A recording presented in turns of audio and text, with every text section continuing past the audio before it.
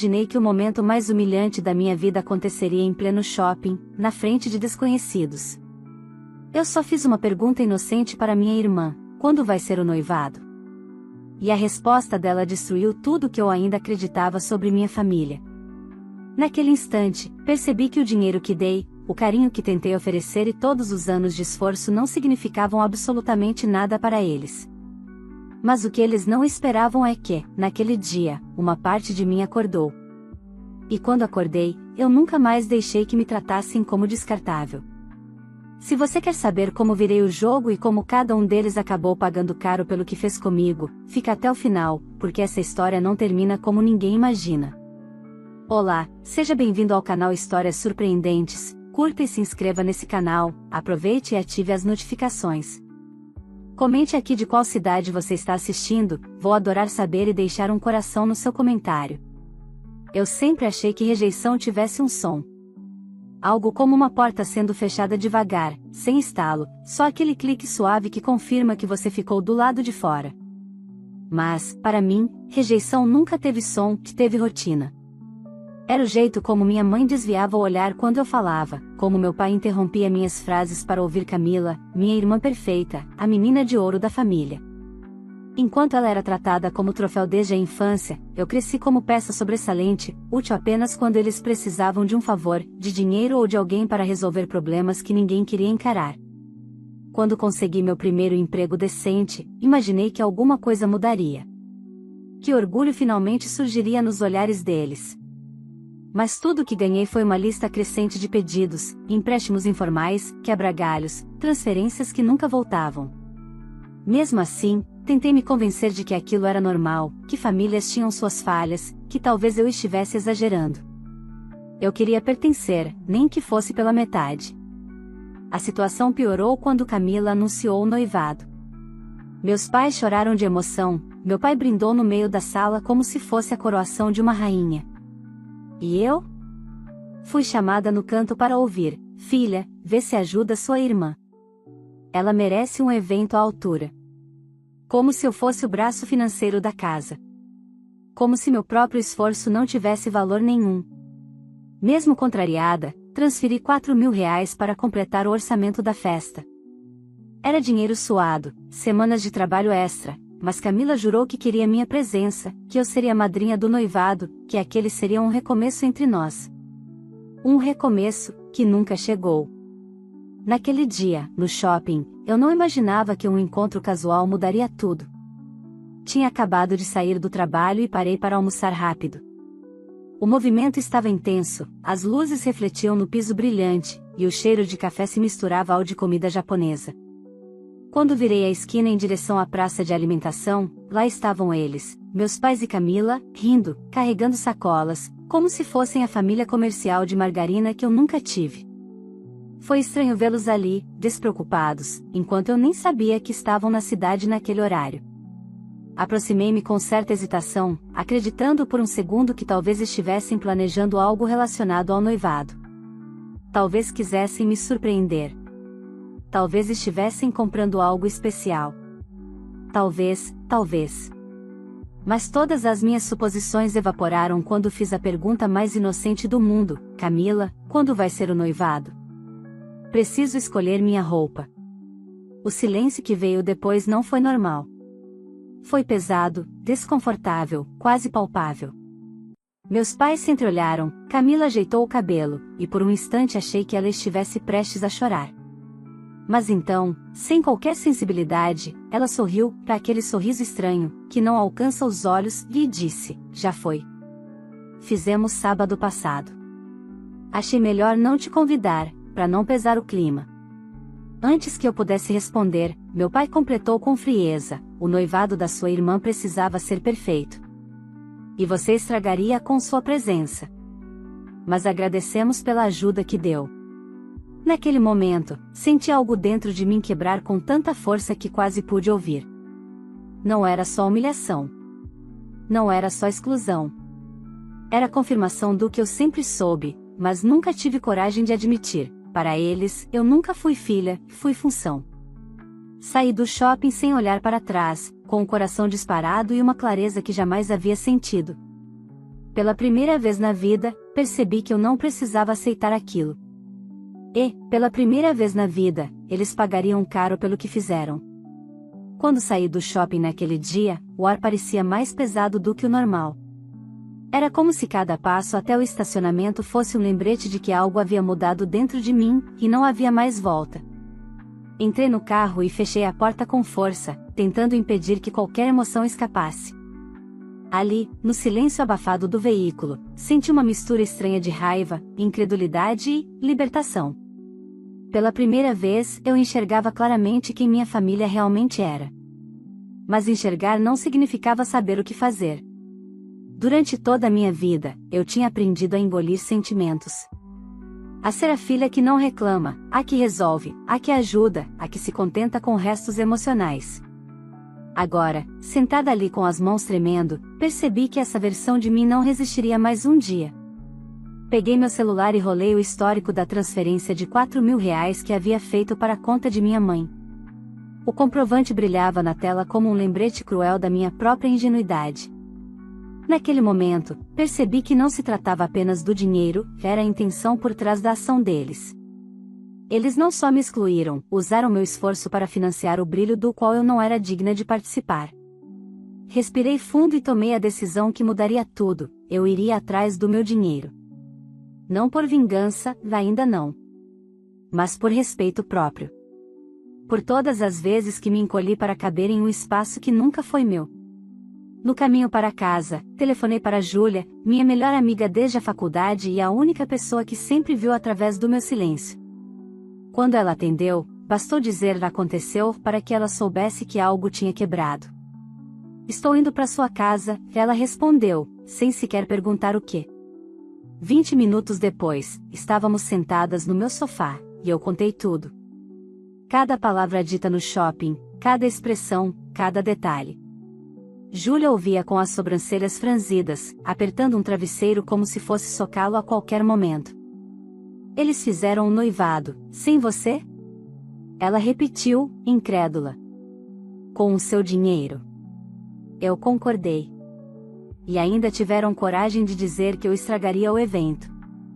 Júlia respirou fundo, a raiva evidente. Então chegou a hora, Mari. Você precisa se defender. Não dá mais para viver implorando migalhas emocionais desses três.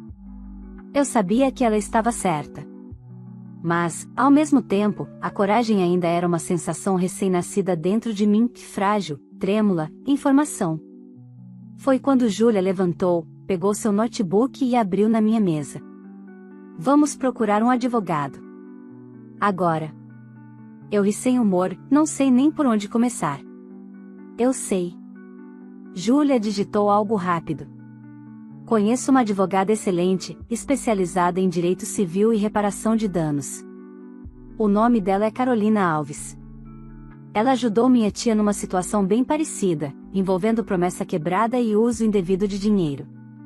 O nome iluminou uma possibilidade. Senti o estômago revirar, mas não de medo, era adrenalina. Aquilo era o início de algo. Marcamos uma consulta para o dia seguinte. E naquela noite, sozinha novamente, revisei todas as mensagens de Camila pedindo minha ajuda financeira. Eram claras, diretas e cheias de promessa de participação. Eu tinha provas. E, pela primeira vez, isso significava algo. No dia seguinte, ao entrar no escritório de Carolina, senti uma calma artificial percorrer meu corpo. Ela era jovem, elegante, com uma postura segura que imediatamente inspirava confiança. Após eu explicar toda a situação, ela ficou em silêncio por alguns segundos, apenas absorvendo. Isso não é só má fé, ela disse por fim. É ato ilícito. Houve promessa de contraprestação social e uso indevido de recurso. Você tem direito à devolução integral com correção monetária, além de possível indenização por dano moral. Ouvir aquilo fez algo dentro de mim se alinhar. Finalmente, alguém estava me olhando como pessoa, não como problema. E você está disposta a seguir adiante? Carolina perguntou. Eu pensei em minha mãe desviando o olhar. Em meu pai me chamando de incômodo. Em Camila sorrindo enquanto me excluía. Sim. estou, respondi. Pela primeira vez, sem hesitar. Carolina preparou a notificação no mesmo dia. E foi naquele instante que percebi, minha família tinha aberto uma guerra. Eles só não sabiam que, desta vez, eu lutaria. A notificação extrajudicial foi enviada numa quarta-feira de manhã. Carolina me copiou por e-mail e, ao ler o documento, senti um misto de vergonha e alívio. Vergonha porque era doloroso admitir que minha própria família precisava ser cobrada como inadimplentes comuns. Alívio porque, pela primeira vez, alguém estava defendendo meus direitos. Eu não estava mais sozinha. A carta exigia a devolução imediata dos R$ 4.000, com correção, e um pedido formal de desculpas pela exclusão intencional. O prazo era de 5 dias úteis. 5 dias. Para uma família que nunca respeitou meus limites, aquilo parecia uma eternidade. Mas era o tempo necessário para observar a verdadeira face de cada um deles. O primeiro a reagir foi meu pai. No final da tarde, enquanto eu voltava do trabalho, o telefone tocou. O nome dele apareceu na tela e, por impulso, atendi.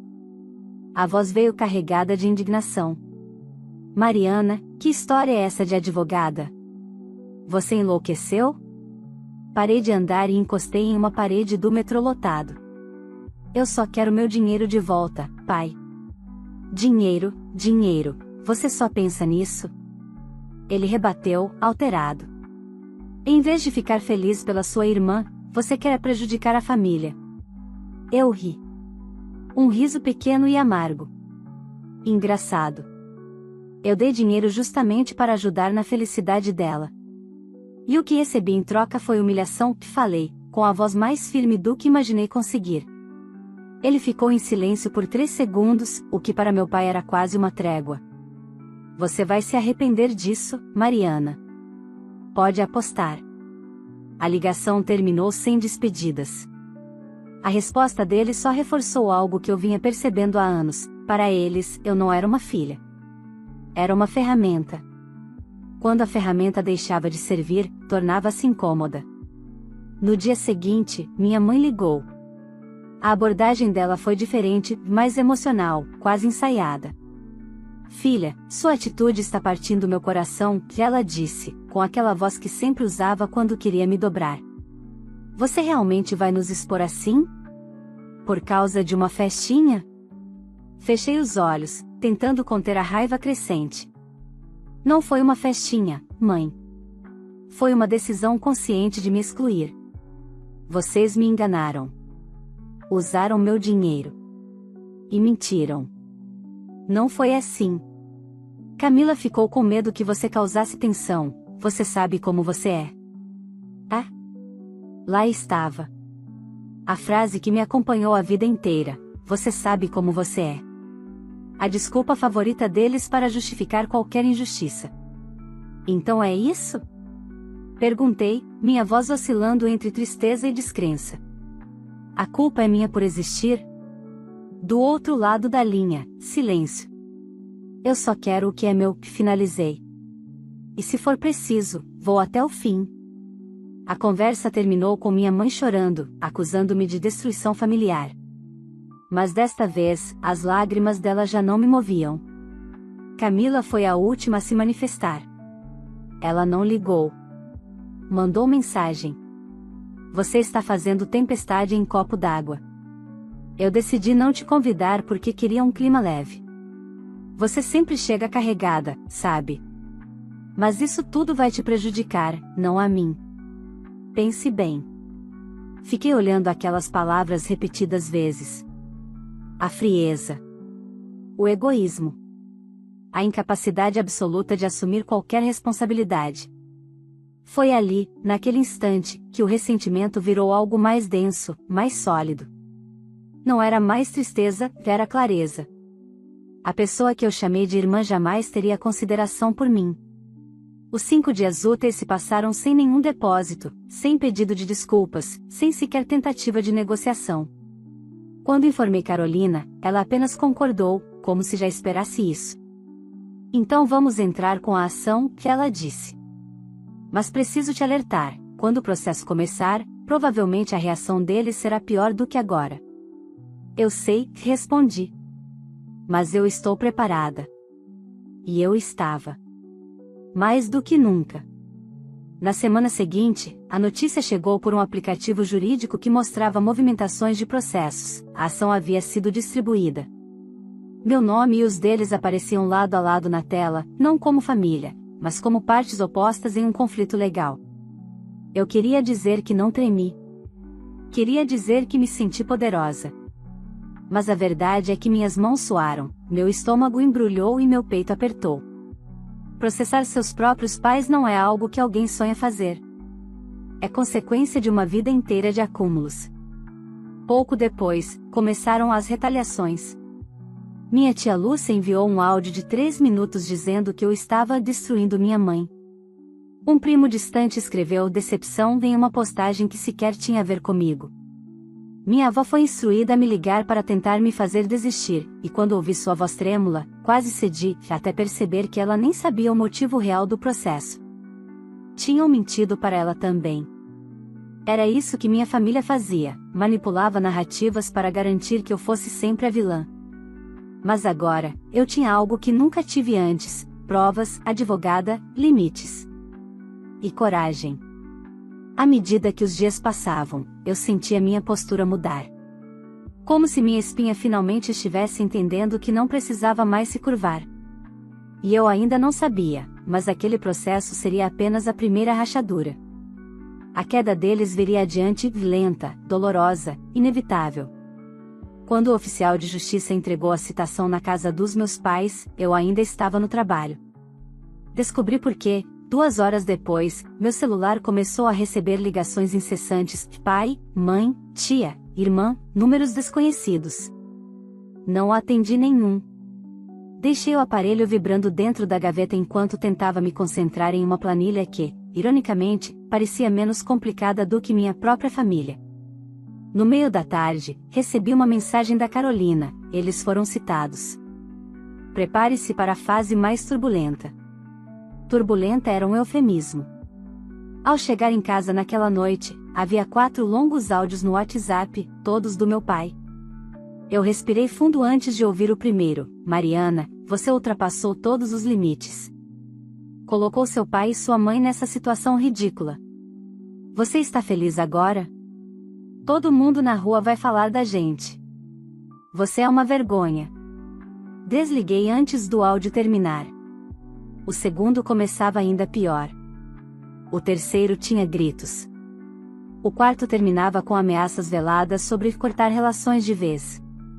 Engraçado, como se essas relações já existissem de verdade.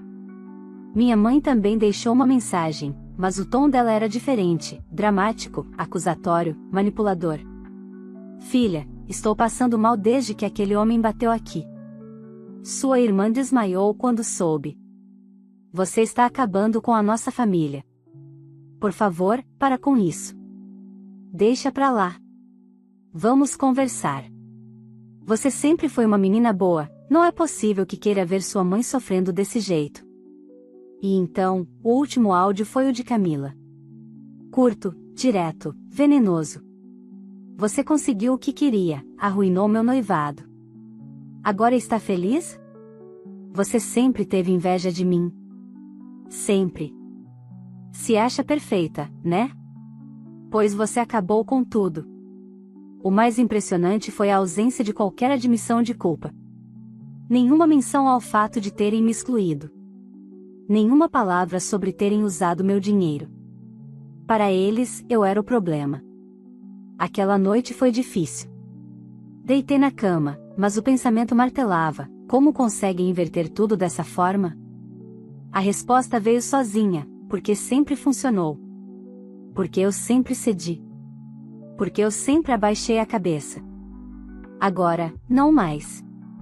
2 dias depois, Carolina me informou que os advogados da minha família haviam apresentado uma contestação risível. Alegavam que eu havia doado o dinheiro espontaneamente, que nunca houve garantia de participação e que meu comportamento era motivado por ciúmes e ressentimentos antigos. Quando ouvi aquilo, comecei a rir. Rir de verdade. Era tão absurdo, tão patético, tão previsível. Carolina, porém, não riu. Isso mostra o nível de desespero deles, ela disse. Mas também mostra que não vão assumir culpa nenhuma. Precisamos ser firmes. Durante as semanas seguintes, enquanto o processo seguia, a máscara de perfeição da minha família começou a rachar, e não apenas no tribunal. A primeira bomba estourou no salão de beleza onde minha mãe trabalhava como gerente. Uma cliente comentou, inocente, sobre ter visto meu nome em um processo público. A fofoca se espalhou como fogo em palha seca. Minha mãe tentou fingir normalidade, mas clientes começaram a comentar que ela sempre falava da filha problemática. Agora, a narrativa estava voltando contra ela. Meu pai, dono de um pequeno depósito de materiais de construção, teve ainda mais problemas. A chegada do oficial de justiça chamou a atenção dos funcionários e vizinhos. Logo, boatos começaram a circular. Alguns fornecedores passaram a exigir pagamento antecipado, temendo inadimplência. Ele havia construído uma imagem rígida, severa, e agora estava encolhendo de raiva, incapaz de controlar a situação. Camila também enfrentou suas consequências. A empresa onde trabalhava promoveu uma checagem interna depois que ela faltou 2 vezes alegando problemas pessoais graves. Descobriram que ela mentiu e que haviam comentários na internet relacionados ao processo. O noivo, ou melhor, ex-noivo, também descobriu toda a história quando um amigo mencionou a movimentação judicial. Ele terminou tudo imediatamente, dizendo que não queria esse tipo de caráter perto dele ou da família. Isso gerou uma nova onda de mensagens desesperadas para mim. Camila me ligou chorando, soluçando, dizendo que eu tinha arruinado sua vida. Mas quando finalmente atendi, respondi com uma frieza que chocou até a mim mesma: eu só fiz o que qualquer pessoa faria quando é roubada e humilhada. Mas ele terminou comigo. Você não entende? Entendo. Consequências existem. Você escolheu as suas. Ela chorou mais forte, mas eu desliguei. No meio de todo esse caos, algo extraordinário aconteceu dentro de mim. Uma espécie de silêncio interno. Como se, depois de uma vida inteira sendo esmagada emocionalmente, meu coração finalmente tivesse espaço para respirar. Eu dormia melhor. Comia melhor. Trabalhava melhor. Júlia até comentou que meu semblante parecia outro. Parece até que tirou um peso de anos das costas, ela disse. E era verdade. Pela primeira vez, eu senti a vida me caber sem apertar. Mas eu ainda não sabia que o pior, e o melhor, estava por vir. A derrocada emocional da minha família ainda estava só começando. E, quando a audiência foi marcada, percebi que aquele seria o ponto de ruptura final, o lugar onde todos teriam que se encarar sem máscaras. E eu estava pronta. A audiência foi marcada para uma manhã de terça-feira, às 9 horas. Uma data simples, quase banal, mas que parecia carregar o peso de toda a minha vida até ali. Na noite anterior, quase não dormi. Não por medo, esse já não fazia parte de mim, mas pela sensação estranha de finalmente colocar tudo às claras. Era como se, pela primeira vez, luz fosse iluminar um lugar que sempre existiu em sombras. Cheguei ao fórum cedo, acompanhada de Carolina. O prédio era frio, com corredores amplos e janelas que deixavam a luz branca refletir nos pisos polidos. Enquanto caminhávamos, minha respiração parecia mais alta do que deveria. Não por nervosismo, mas por expectativa, eu realmente queria olhar nos olhos deles sem abaixar a cabeça. E eles estavam lá. Meus pais e Camila sentados lado a lado, como uma pequena muralha rachada.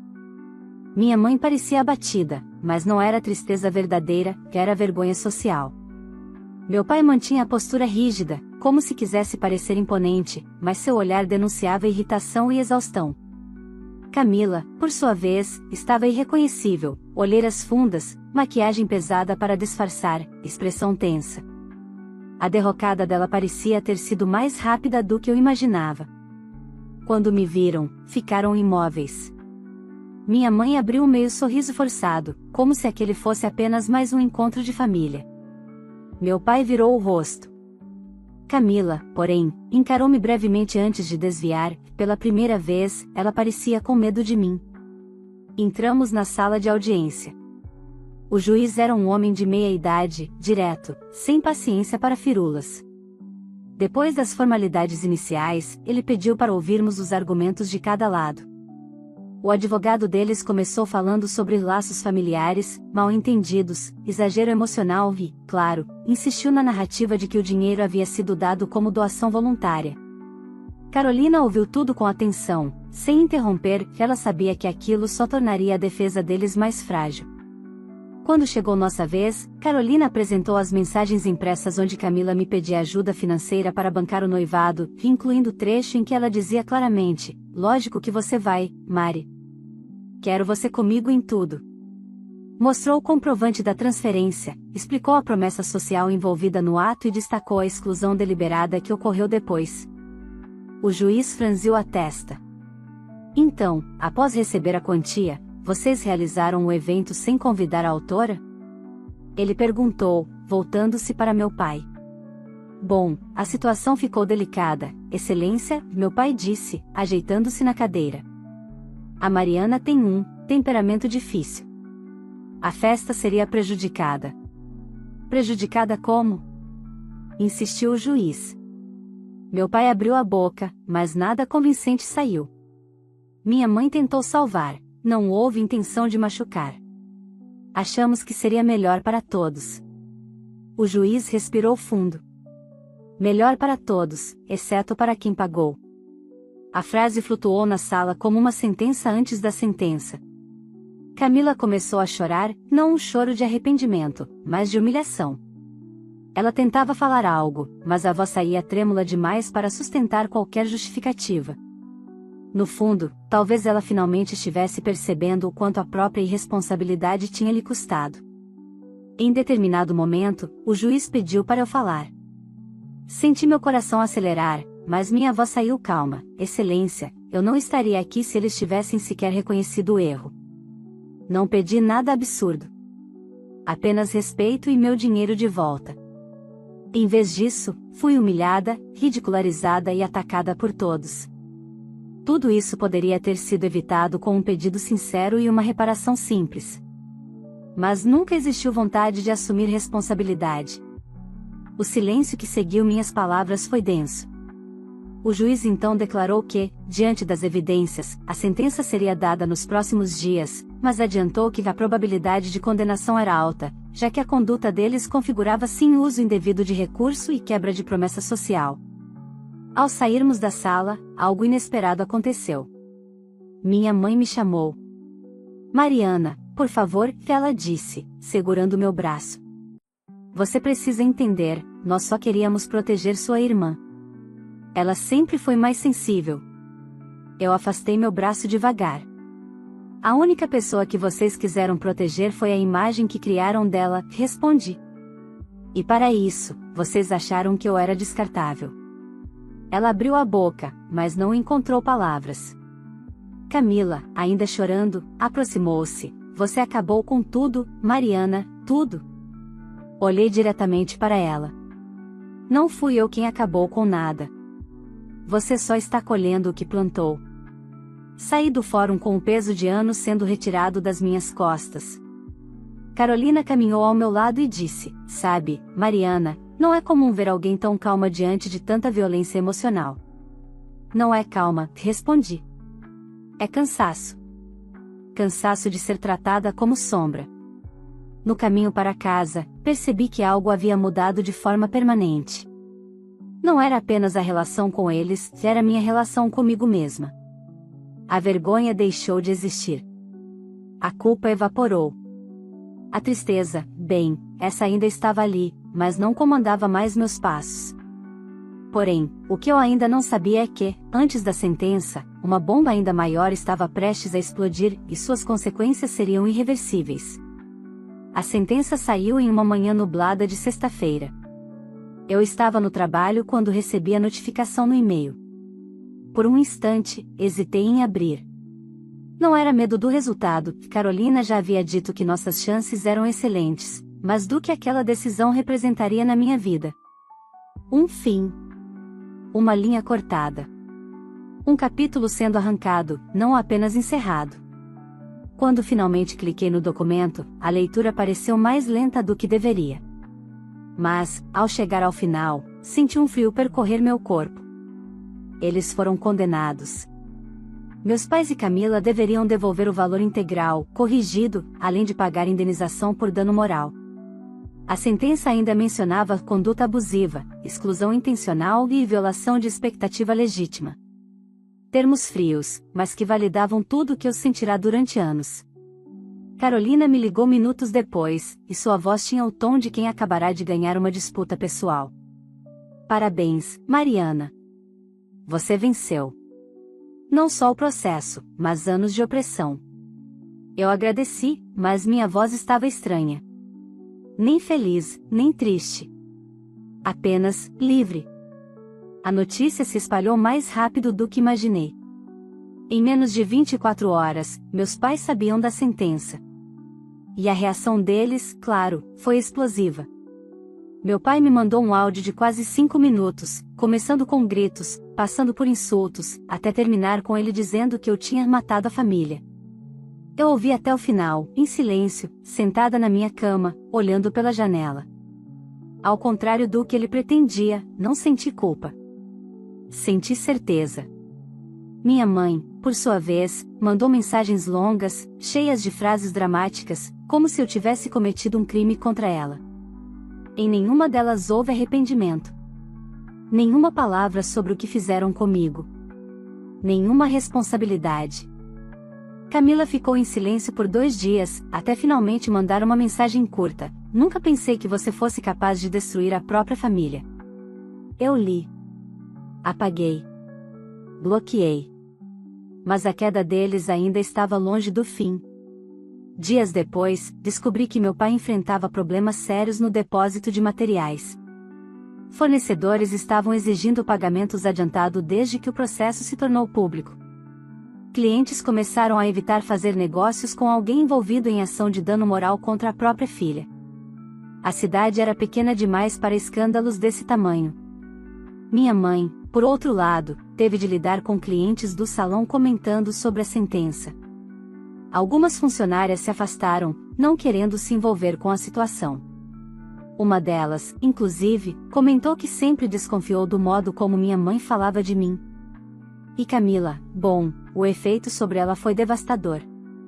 O ex-noivo, aquele que já havia terminado após descobrir parte da história, agora sabia do desfecho jurídico. A família dele cortou qualquer contato com os meus pais e fez questão de publicar uma nota indireta nas redes. Graças a Deus desviamos de um desastre. Camila se tornou assunto constante de fofoca no trabalho, a ponto de pedir demissão para evitar ser alvo de comentários. A reputação dela, sustentada por anos de favoritismo, virou areia escorrendo entre os dedos. E, para completar, a indenização imposta pela justiça os obrigou a vender algumas coisas para pagar tudo: o carro de meu pai, algumas joias de família, eletrodomésticos que eles ostentavam com orgulho. Eu não vibrei com isso. Apenas observei. Quando o valor foi depositado na minha conta, senti algo que nenhuma quantia no mundo poderia comprar: paz. Pela primeira vez, eu me senti inteira. Alguns dias depois do pagamento, recebi uma carta. O envelope não tinha remetente, mas reconheci a letra assim que abri. Era de Camila. A carta era longa, cheia de acusações, vitimismo e tentativas de manipulação emocional. Em nenhum momento ela pediu desculpas. Em nenhum momento reconheceu o mal que fez. Apenas tentou inverter a narrativa, insinuando que eu era fria, cruel, rancorosa. Terminei de ler, dobrei o papel com cuidado e joguei no lixo. Uma semana depois, minha mãe apareceu na porta da minha casa, algo que ela nunca tinha feito antes. Quando abri a porta, ela estava com olhos vermelhos, mas não de arrependimento. De indignação. Mariana, por favor, nós somos sua família. Por que está fazendo isso com a gente? Eu a encarei, sentindo aquele velho aperto no peito. Mas havia algo diferente agora. A dor ainda existia, mas ela não comandava mais minha vida. Não fui eu que fiz isso com vocês. Vocês fizeram. E continuam fazendo. Você precisa perdoar, não, lhe interrompi. Eu preciso me respeitar. E isso significa que vocês não têm mais espaço na minha vida. Ela abriu a boca para protestar, mas eu fechei a porta devagar, sem agressividade, apenas firmeza. O som suave da fechadura foi como o clique final de uma porta interna que eu tentava fechar desde criança. Naquela noite, sentei no sofá da minha sala e respirei fundo. Era estranho sentir tanto silêncio. Mas era um silêncio meu. Um silêncio que não machucava. Pela primeira vez, senti que estava vivendo a minha vida, não sobrevivendo às escolhas deles. Nos meses seguintes, reorganizei minha rotina. Fiz terapia, viajei sozinha, comprei plantas que consegui manter vivas e, principalmente, descobri que eu tinha valor, muito valor, mesmo que minha família nunca tivesse enxergado isso. Bloqueei todos.